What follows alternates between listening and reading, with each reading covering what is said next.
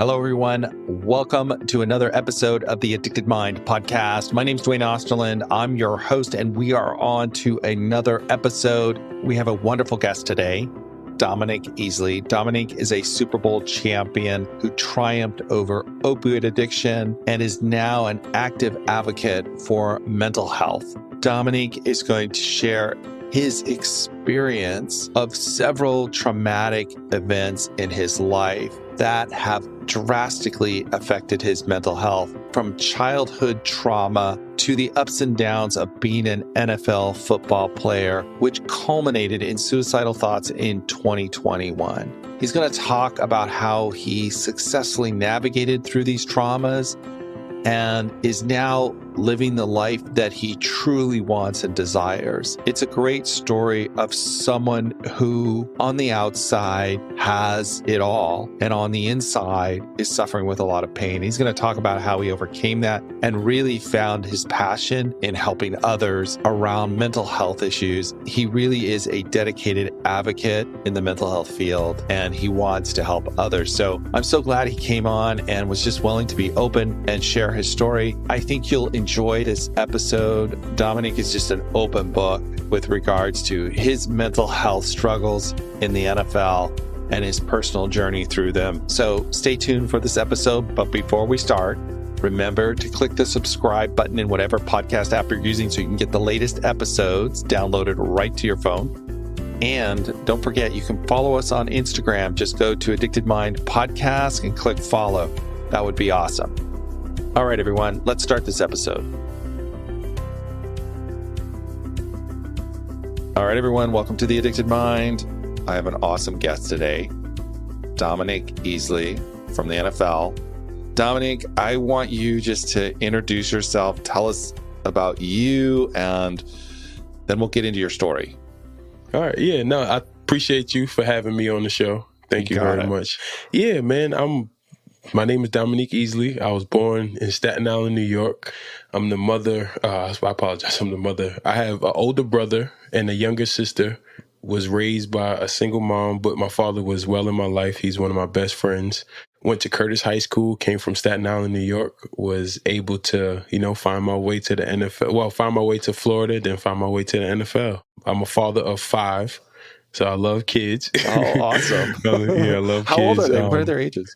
The age group is from 11, so it's 11, 9, 9, 4, and then about to be a 6-month-year-old. Well, matter of fact, she was 6 months yesterday. Oh, she my turned goodness. 6 months That's yesterday. Great. Yep. Wow. Yeah. That's so awesome. now 11, I have 3 boys and 2 girls, and my lovely wife.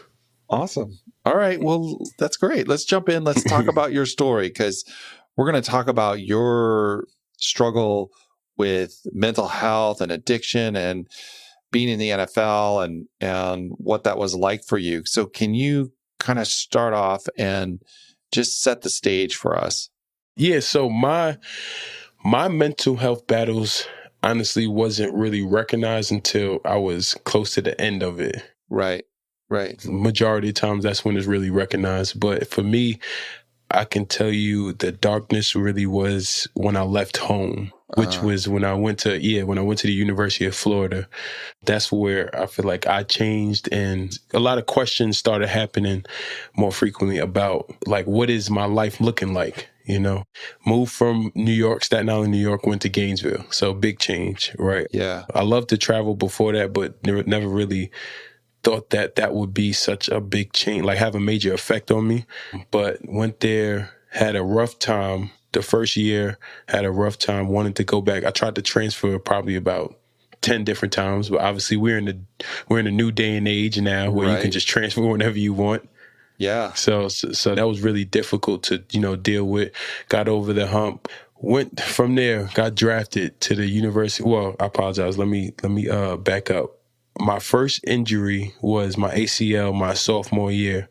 Was able to get through, like, that was the first time that I really had to deal with, like, taking opioids and stuff like that. Because I'm first generation American, so my mom didn't believe in the hospital. Like, we went to it, but we didn't believe we took care of ourselves naturally and everything like that. So we were very holistic.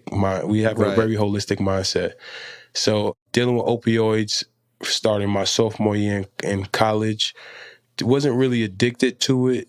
Then fast forward to my senior year, I got hurt. I tore my ACL the third game of the year and decided that I was going to leave college. So I wound up leaving college early and started training for the NFL draft. At that time, that's when the opioid addiction really started to come on, because it was a lot of pressure at that time.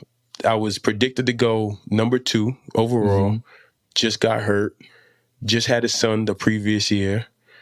So I was nervous that I wasn't going to be able to go in the first round, because that's why I came back. I actually came back to the University of Florida to wind up going to the first round to get a better draft. So was going through that. So started taking the Oxycontins, Percocets, started saving a lot of those things from my surgery. That really put me in a dark place during the draft. And I'm pretty sure a lot of people know about this now, but I also got there was a dog incident to where I got bit by my dog. So I got to the point where I was getting over my ACL surgery and starting to run, then got bit by the dog and went down to my bone. So when I got drafted, the Patriots never found out. When I got to the locker room, when I got to camp, well, this was mini camp when I got there, I couldn't run or do anything up until basically like the end of camp because my wounds had to heal. So that put me back. So that put me back even further in my recovery. So my ACL never really got to recover the correct way, because it was kind of like a playing game. I couldn't do no exercise because I couldn't sweat, because if I sweat, my wounds would get infected. What a ton of pressure on you. One question I want to ask is, there has to be so much drive there to be a top performing athlete. Like, I just imagine, like, can you talk a little bit about that piece too? Because here you have to be working so hard to get to that level. I mean, that's incredible there. And then having that pressure, and do those things kind of go together? Like the pressure to perform, the pressure to train, it's like all coming at you. Yeah, and it's crazy because I just talked to my wife about this. I feed off of that type of pressure. Like I have a saying for myself: chaos brings clarity for me. Got it. So all the chaos and so much things going against me actually helped me fight even more, because I was the type where if I'm being told that I can't do something, or if I'm being told that this is going to be hard, no, I'm going to make it my business to make sure that you know that I'm going to prove this wrong. I'm going to want to prove it. Not you, but the theory of man can't do something without it being because we're men, Right. Yeah. And when I say men, meaning human. So I like to defy the odds of human nature. So you're essentially. like, you're driven, but at the same time, you've got this injury, you're feeling the pressure, you're feeling what's going on. And then you experience these opioids that I would imagine obviously take some of that away, some of that relief. Honestly, well, the relief of pain and the relief of pressure, I guess in a sense, it didn't really take it away. It just, put it in a box. And the box never just kept getting filled up. So it didn't I was able to release it on the field, but also my family members also felt the wrath of that. The mother of my kids also felt the wrath of that. And I didn't realize this until I started getting therapy and realized like how angry I was when I wasn't playing football. Wow. Yeah. So that like didn't really settle in until after everything was, now in my face. So then you started to like see it, like now that you can look back on it, you can see like, oh my gosh, this was, I was having a huge impact on the people around me. My anger was, out in the field, but then it's leaking out all over the place. Yeah, without a doubt. I was very unempathetic. I wasn't sympathetic at all. I just didn't have emotions outside of hard work, getting ready for on the field, or anything outside of, like I said, the sport of football, whether that was working out, whether that was doing interviews, if it didn't have to do with football, I didn't allow myself to grow in that stage. Right. Of being a man, growing up to be a man, growing up to be a father, growing up to be a partner. Yeah. So it was all just football. That was your total drive. And the crazy thing about it, it wasn't football because I didn't like football. I didn't grow up playing football. It was the total drive of me just not losing at what I was doing in life. Yeah, Oh. like I started playing football in high school. So football was never like, I wasn't one of those kids that was like, oh, I dream to be in the NFL or this is my dream. Now, the NFL didn't become reality or a dream to me until probably my second year of college or my third year in college until I seen it, you know? So it was just more of, I can't lose at what I'm doing because I can't also go back to the place where I grew up. Yeah. Okay. Tell me more about that. I want to hear more about that piece because to me, that's like you said, I cannot lose. I don't want to go back where I was. Yeah, so I grew up in the projects. My mom gave us the best life that she possibly could, and it was awesome. You know, we was always happy kids, but we grew up in a place where it was rough. You know, we grew up Yeah. in a poverty community, and it was Staten Island. To me, is I love Staten Island. I'm born and raised Staten Island. Staten Island die hard, but it's also a black hole where growing up, I never met anyone that was, I guess, I want to say eye candy of successful. Yeah. You know, like the big people who were successful in those stages. Like there were people who was there, like my coaches. I feel like he's successful at life and stuff like that. But meeting someone that has reached to a level that what we seen was always on TV, I never had that experience because people from Staten Island really, you know, stayed in Staten Island. My father's friends, their sons, I grew up with. You know, I grew up Yeah. seeing my father's friends. So it was just like a never ending black hole. So I left, as soon as I left at a high school, I knew I was never going to come back. And for me, who I was as a person, if you put me to the test, I have to win. You have to win. You have Yeah. to win. What was it like as you started to win? I mean, here you are, you know, getting drafted to the NFL. I mean, this is a huge deal, getting success, all the success that, you know, on the outside. So what was that started to like? How did that start to change for you? And I guess, how did you take that on? Because all of a sudden you're from here to this whole different kind of life. Yeah, it was. I won't say I had a big change because who I was always me, and I never really like looked into the limelight, never really took hold of the success. To answer your question about the whole draft, no, I wasn't excited to be drafted. My draft day was me not picking up the phone because I didn't want to go to the team that drafted me. So it was it was still trauma that was going on during those times. A lot of things didn't change to the fact of, you know, people was asking me for money before that. I guess the thing coming from Staten Island, like I said, nobody really never came there. So kind of, I felt that in high school, I felt that in college where, you know, the expectations of people were at a different level and the way people started seeing me were different because now what you would call happiness is now my trauma because now I have my friends, certain friends that I grew up with looking at me, oh, you're in the NFL now. Oh, you have money now.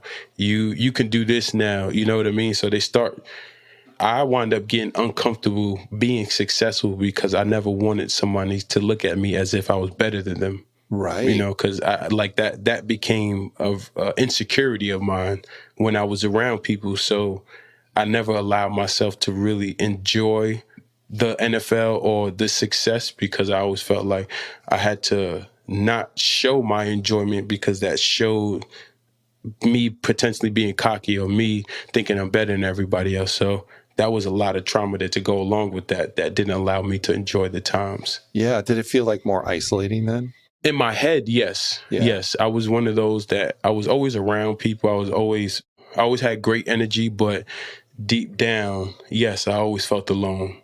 Yeah. Oh, that's awful. And so tell me a little bit about how this started to get to a place where it's like you needed to get help, or how did you start to get help and support? And what were the roadblocks for you in getting help and support, especially in the NFL? So I tried to actually get help Well, my first attempt to understanding I was going through something was my second year in the NFL is when I converted to be Islam. So I converted to be Islam. I don't practice it now in a way to where I believe everything is safe. I take different things from many different religions and I live by my own. But at that time I was searching for someone to give me answers that wasn't here in front of me, So started that journey. From there, went to the Rams, and at the Rams, I kind of hit a hard road when it came to my personal life. So I reached out and tried to do the whole therapist thing, but I still had that natural thought process of I don't need therapy, or the therapist is, trying to figure out who I am and not trying to understand me, or they can't relate. Came up with a whole bunch of different excuses why it wasn't going to work. So continue on, still was having problems. And then when I retired, what really put me in a place where I know I needed help is when me and the mother of my kids, we had split, and I seen my kids actually starting to go through things. And I seen how like I was reacting also, like my parenting towards my kids, not that it was bad or anything, but it was a lot of the way of my mom or my father or how I grew up. And I use that excuse a lot, saying that, I grew up this way, so this is the way that they should be, or this, that, and the third. Then I had to realize I have my own choice in that. Like, I can raise my kids the way I want to raise my kids. And what I grew up in, I don't want my kids to, feel that same trauma of what I grew up in. So really from there, I started taking care of I had 3 boys at the time. I had both of my boys with me full time. So had a therapist, wound up finding a therapist. And honestly, Mark, his name is Mark, he took me on a journey of understanding that I had childhood trauma. Yeah. And then from there, I went to a place called, I think it's up in Vail, Colorado. It's a facility that we went through. And then also from there, I also dove deeper into my childhood trauma. And my mom is the best person in my life, honestly, my queen, my everything. Right. But I didn't realize my trauma actually stemmed from her because of her trauma. Yeah. So that intergenerational trauma that happens. Yeah. Exactly. So that really, made me sit back and realize, oh, wow, I got a lot of work to go. I got a lot of work to do on myself. So started going to therapy, started taking different routes as well. I did psychedelics with controlled settings as well. And I was really trying to find who I was and my happiness. And I'm still on the journey, but that allowed me to become a vulnerable person and be able to, talk about my problems, talk about my hurt, me being hurt as a man, what I go through as a person in this world, my struggles and everything like that. So that helped me be able to voice it today, To be able to be open and talk about it. Can you talk a little bit more about that, about, your journey of opening up and, sharing your story with other people, and I guess how that's working for you now in doing that? It's honestly, like, it's the best thing. It allows so much freedom on my hands, selfishly, that also allowed me to connect with so many different people in this world. Me being able to share that, yes, the scary thing about life is people thinking about ending their own life and why they ended their own life. So in a point of time in my life, yes, I did have those thoughts. Did I ever try to go through with it? No, I never tried to go through with it. But I did have the thoughts of this would be easier if I wasn't living right now. You know what I mean? So going through the 16, I've had 16 surgeries throughout my career. So going through those times, it really, like, you got to think, every year of my life, I had to learn how to walk again. I had to fight through a surgery. So all these things just continue. Like, this is how I live my life, and it wasn't enjoyable to be able to do that. So being able to tell somebody, yes, I've had those same thoughts. I have problems every day when I wake up, I still have to work on myself, allow me to, go even deeper into who I am as a person and help people like my father, help people like my mom, help people that's close to me see what their trauma was. And now that's able to, now we have a stoppage in the generation. Like you said, generational trauma, generational curse. Now it stops. I'll say it stops with me, but it really stops with them now because they're working on there, which allows me to work on myself even further. And now my boys and now my girls is not going to have those problems because now I'm able to talk to them about it. You're able to show up. I mean, in a certain way, you're able to, I guess I would say, kind of transcend that trauma. Like you didn't even realize, as you're going through all this thing and you're pursuing all that you're pursuing and kind of like hyper focused, like with that intensity, not even realize you're running from your trauma. Yeah, you're running from it all. I definitely was, and it's great now because my wife now, I'm able to stop and say, baby, that hurt me. You know what I mean? Now, you barely going to find a man that just says, baby, that hurt. No, we're going to try every which way to communicate that, but really scared to actually communicate that because that puts you in such a weak and vulnerable position that that person can take control of you. Not realizing, no, you're actually being weak because you're scared to actually be vulnerable. Yeah. Like the whole flip on that from the other direction. I want to take it back a little bit, as a professional athlete, what is it like in that culture trying to talk about your pain and your suffering, and what was the pushback you got maybe in a way as you tried to handle this, or I guess the expectations put upon you as a professional athlete during that time? It wasn't known. Like I can't sit here and say I tried to talk to them about it or I wanted to talk to them about it. But growing up in the era that we grew up in, having feelings was you were soft, or talking about how you felt hurt was you're gonna get made fun of because you're soft. You're right. What they used to say, you're a girl, using those terms. So it wasn't. I didn't have the opportunity to be traumatized to the point where I won't go and talk about it because I've tried to talk about it. I never even had that opportunity. And that's where I feel like I'm glad that I didn't, because I feel like it would be worse being in this day and age where you have social media, you have people reaching out to people to try to talk to them, but being denied that access to talk to somebody. So that's even worse than, something that I went through where I didn't even know how that can possibly feel. So now that I'm in the space that I'm in, I'm able to explore that without any trauma of trying to explore it. Right. I don't know if that makes sense. No, I think that makes sense because like if you put it out there and you get all of that pushback, like you just didn't even know, like it wasn't even discussed, or it was, I guess it's there, right? But it's so off the table. It's so taboo to even talk about mental health issues that you just don't. You're just completely alone. Exactly. Because if you ever talked about how, even when you got hurt, if you had an injury and you talked about how your injury was bad or how it hurt, you consider, right? That's the mindset of being soft. Yeah. Yeah. And especially I would imagine also as a man too. And here you are, I think as men, you can't be soft, right? That's what we're told over and over. Don't be soft. Don't have emotions. And yet be a man, man up. And then I would imagine in being in the NFL, that's, because it is all about strength and power and force, that is reinforced over and over again. Exactly. You got a whole bunch of lions in a lion den. And what you think? So if somebody turns into a cub, they're going to come out that lion's den? No. So you had to be even more of a dangerous lion. Yeah. And you got to be even stronger.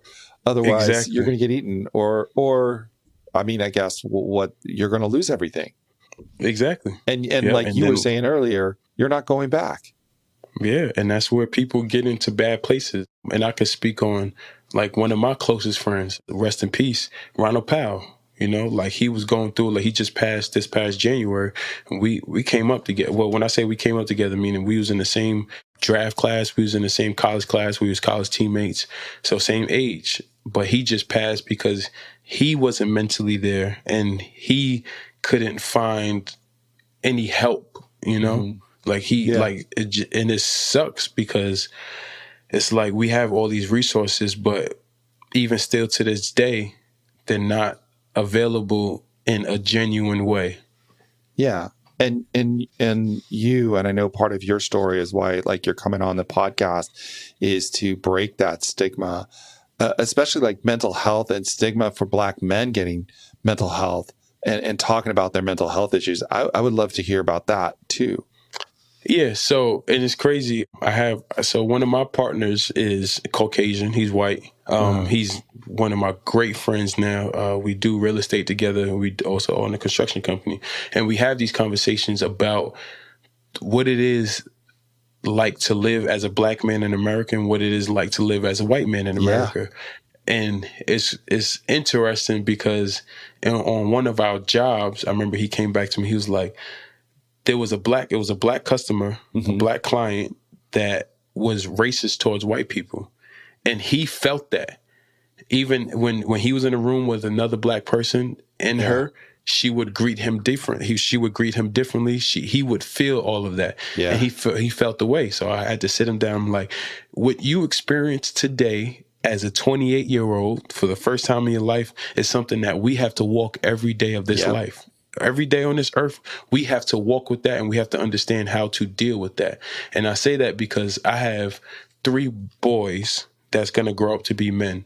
Their mom is white and Black. So their father is white and their mom is Black. So they're light skinned.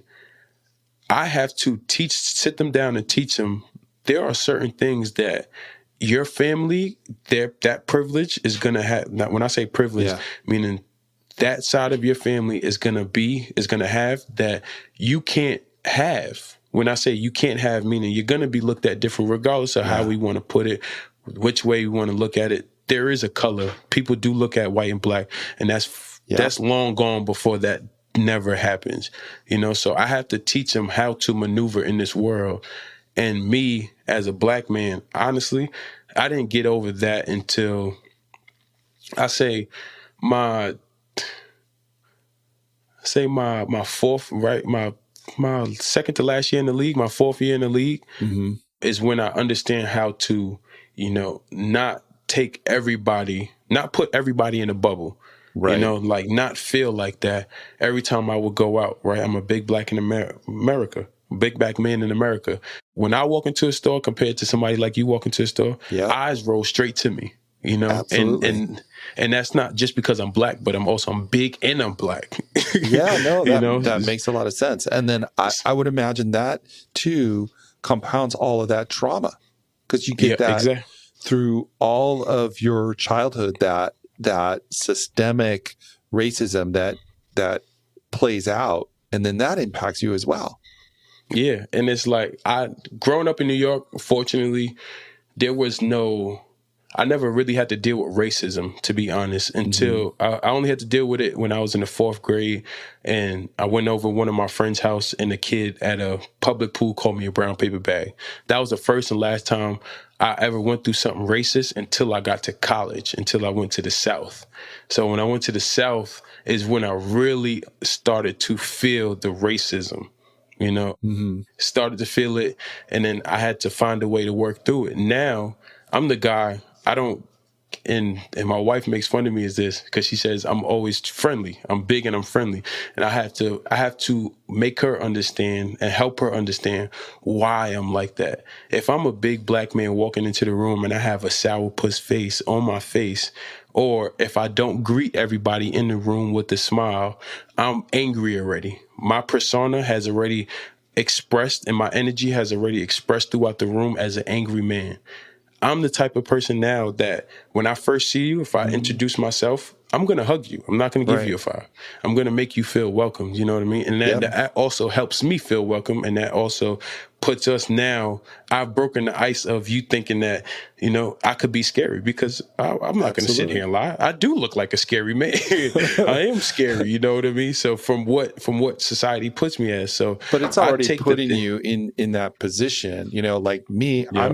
I'm 6'2", I'm a big white guy, but I don't have to face that. I don't have to make that calculation Yeah. that you have to make, which is just, you know, it's just not right. And something that has to change in our world as we're doing it, as we're talking about it. Yeah, I think exactly. that's what we have to do. But and that's on both sides, and I always say that racism lives on both sides. Unfortunately, you know, like there's black people who are racist towards white people. There's Chinese people who are racist towards black people. Right. So it's just like we all live in it, we all go through it, and nobody's exempt from it. But we also have to accept what it is. And one thing I tell, and my partner, he said this when we first was talking, he was like, I'm not a person who I don't see color. And I had to stop him. I'm like, that's wrong of you. He's like, why? Because his friend is Haitian. So he grew up with a black friend all throughout his life. And he told me that. I'm like, see, I understand where you're coming from, but now understand, you have to see color, because if you don't, we have to see color. We live through this. You won't really understand what we're going through, and you won't be able to relate if you don't see color, because that's not realistic, right? The world sees color. So you have to understand what that feels like and what that is. So it's just like, we all got work to do. We all have work to do. And how does that stop, like for like mental health and getting services, and the stigma against mental health for a person of color? Like, what's the stigma there, and how do we respond to that? I guess that's the question I'm asking. Yeah, as far as mental health, it's still not prioritized in our communities. When I say communities, black communities, it's not talked about enough, and it's not, how can I say it? It's not empathized enough, you know? In the one way I think that we can actually start doing this is by conversations with the other side, you know, like conversations with Caucasians, conversations with Mexican culture, the Spanish culture, what they go through. Because I'm not gonna lie, I think the Spanish culture and the Indian culture, they go through probably worse than we do as black people, you know? So it's being able to have those conversations and bring everybody in a room and actually address and talk about the feelings, not put it to the side, not talk about not say in the most political ways. No, allow people to address and express how they feel, so the other person can understand, and allow the other person to address what they see. You know, because everybody's perspectives in the world changes everything. So once the other side is able to see their perspective, hopefully they're able to also empathize and say, I understand, but can you look at it this way, instead of saying, no, screw you, you have to be like this, right? You know? Yeah, totally. You know, as you're talking, I'm just thinking about your story earlier, and you were talking about how here you are, this pro athlete in the NFL, not talking to anybody, completely contained, you know, with all of the stress and anxiety and the addictions going on. And then I'm listening to you now talk, and this openness and this willingness to share your vulnerability to help other people. I mean, like, what an incredible shift. Yeah, I guess I'm the type of person, once I realize it, it's not hard for me to accept it, you know, and especially if it makes me feel good inside. And then I see, like, it's like I said, the dope thing about being vulnerable is I've met somebody for the first time and had a conversation with them to where they released everything that they was going through with their kids, with their marriage. And by the middle of the conversation, we're both in tears. Yeah. We're grown men that we never met each other. You know, like, that's not normal, but that also allows for, I met this person 5-6 years ago. I haven't talked to this person since. The other day, he just texted me out of nowhere saying, I thank you for the conversation. Wow. You know what I mean? So like, in those times, people can understand that and also be vulnerable, also help the person who's going through something to be open enough to help them get to that point now. Do you feel like, you said earlier that football wasn't really a passion for you, even though here you are, top of the game, right? Wasn't really a passion for you. Do you feel like this work, like you're doing now, like talking, is like your true calling? It's crazy that you say that. Growing up, I was always my friends' outlets when it came to relationships. Like I was always the one that was giving. I sucked at it myself, to be honest. Right. The advice that I gave, I never really followed. But when it came to relationships for my friends and honestly, my parents, like I'm a blended family. So my mom, my father is with my bonus mom. Them two and their problems, I was able to conversate with them. So they would come to me about their stuff.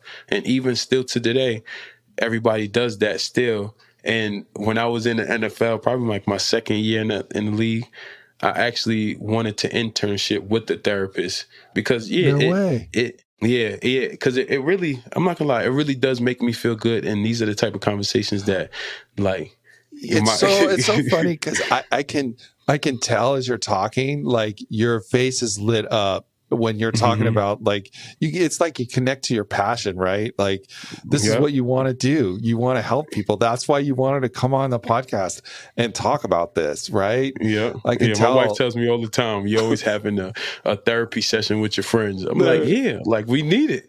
We do, and I think, especially as men in our culture, we're dealing with a crisis of loneliness with men. Yes. I mean, because men aren't going to talk about their emotions. They're not going to talk about all these vulnerabilities. And if you don't talk about these vulnerabilities, you're alone in the world. You're by yourself. And it's awful to be there. I mean, so many men struggle. Yep. And it's crazy. Today, I just talked about this and I just read this stat. Today, there's over 3,000 men who has committed suicide since 2024. Oh, that's heartbreaking. And that's crazy. So, and we need help. We need help understanding how to get help. Yeah. And not being ostracized for trying to get help and not being made fun of, not being, I guess, held accountable for our mistakes of trying to get help. Yeah. If that makes sense. Like I believe everybody needs to be held accountable, but also understand what the person is trying to do and help the person get to that point. Because we all don't have the answers, especially us as men. Like, I'm not gonna lie, I wasn't emotionally intelligent. I wasn't. I didn't grow up like that, So that's something that I needed to work on, and that's something that I needed grace on. You know? Yeah, like room to be able to figure it out, and in a way, like, I don't know if permission is the right word, but like, this is what you're supposed to do. You're supposed to go out and figure it out, and you're going to mess up. And especially like you were talking earlier, when we have all of that trauma playing out in the background, we're not going to be very good at it, Exactly. Yeah. Reactions is everything. Reactions is everything. Yeah. And like you were also saying earlier, anger was the only way you knew how to express any of this stuff, right? Anger on the field. But it leaked out all over the place, all in the places you didn't want it to leak out. Mm-hmm. Yeah. And I lost a lot of friends, and I lost some close family members. When I say lost, meaning people still to this day, there are people in this world still to this day that still look at me as Dominique from before.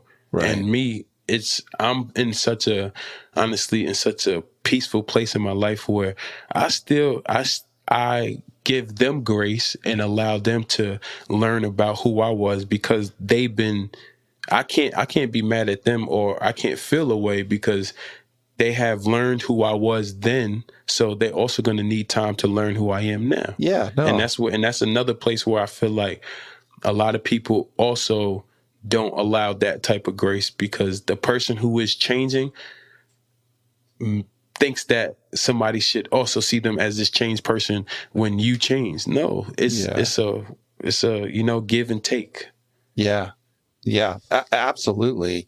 And doing the work to get better Can you talk a little bit about that piece? Because a lot of people, they're going to hear your story and they're going to, we see the before and we see the after, but that in between piece, the work. And can you talk a little bit about that piece for you?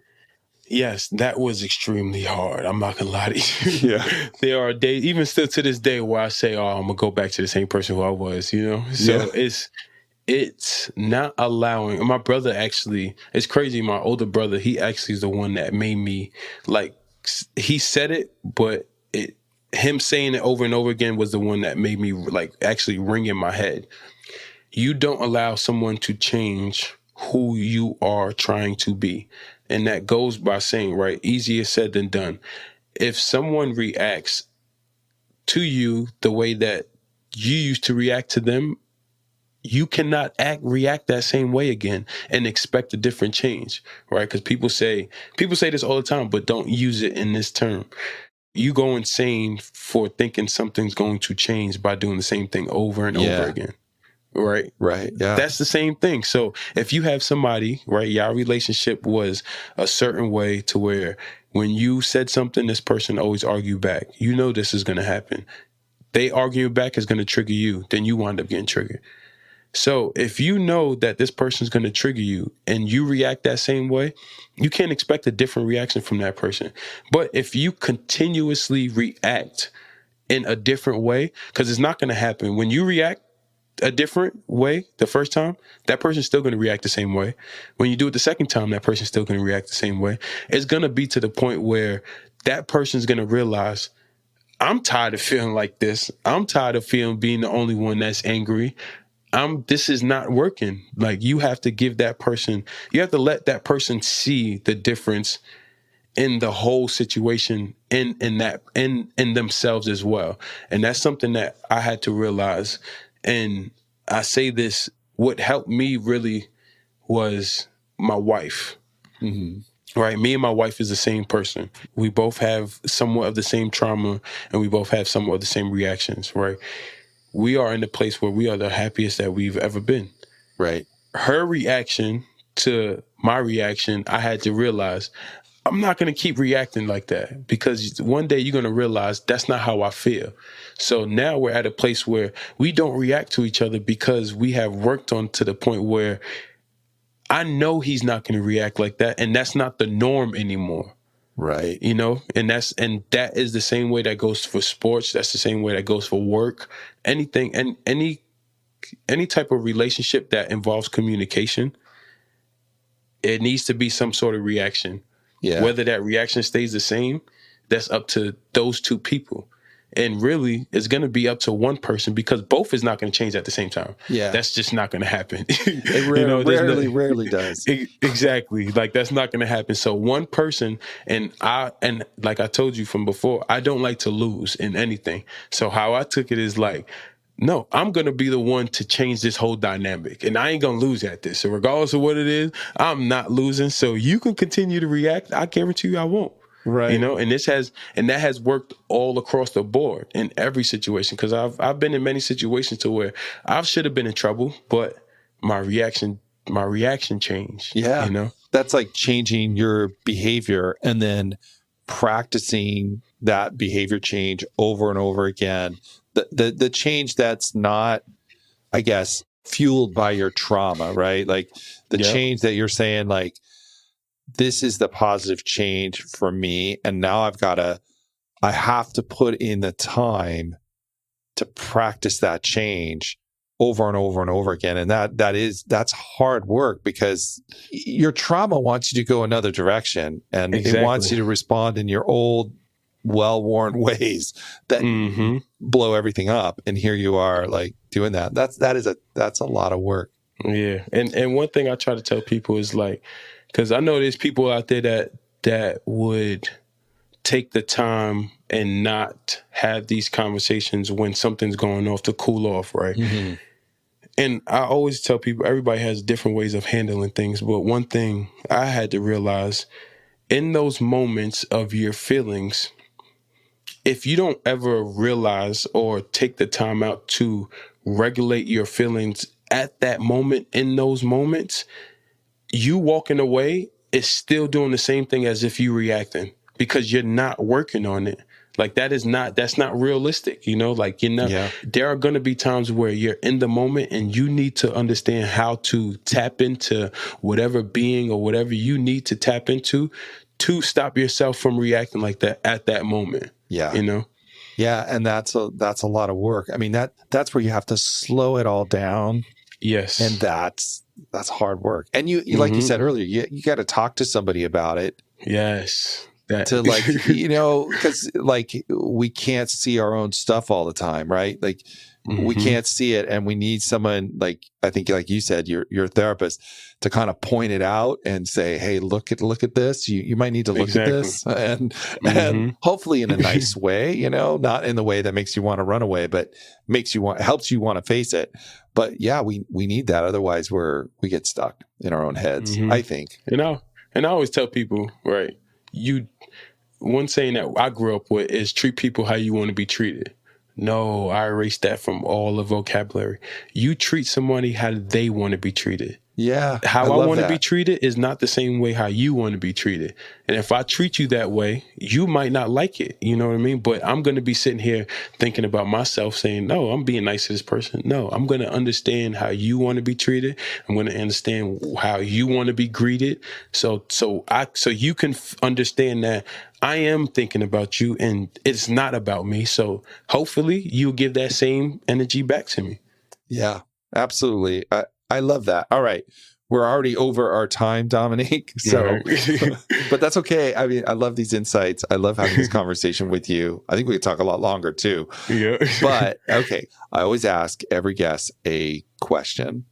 Yeah. And it's, if someone out there, maybe they're in that space where the space where you were, right? Kind of lost, overwhelmed. And you could tell them one thing. What would you want them to know? What would you want to tell them?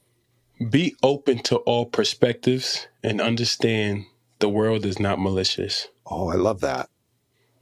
That is great. I feel like that will allow you to, have a journey of a lot of good energy, and that will take you a long way. Well, Dominique, getting to know you in the short time, I could feel your big heart to really want to help people out there and spread this message of hope and, break the stigma. I can just really feel that from you. So it's been a pleasure talking with you and getting to know you. I appreciate it. And everybody can find me on Instagram at Easy91. And we're also starting my foundation, the Easley Foundation, based on mental health and trauma, allowing people to, find a path and find a safe place for themselves. Awesome. I love it. I'll put all the links in the show notes at theaddictedmind.com so people can get them there as well and learn more about your foundation. We didn't get to talk too much about that, but it'll be there in the show notes. Thank you, Dominique, for coming on to the Addicted Mind podcast. Thank you, man. I appreciate it. All right, everyone. Thank you for listening to the Addicted Mind podcast. As usual, all the links will be in the show notes at theaddictedmind.com. So check them out. And if you got a lot out of this episode, please share it with a friend or rate us in whatever podcast app you're using right now, and even write us a review. That would be awesome.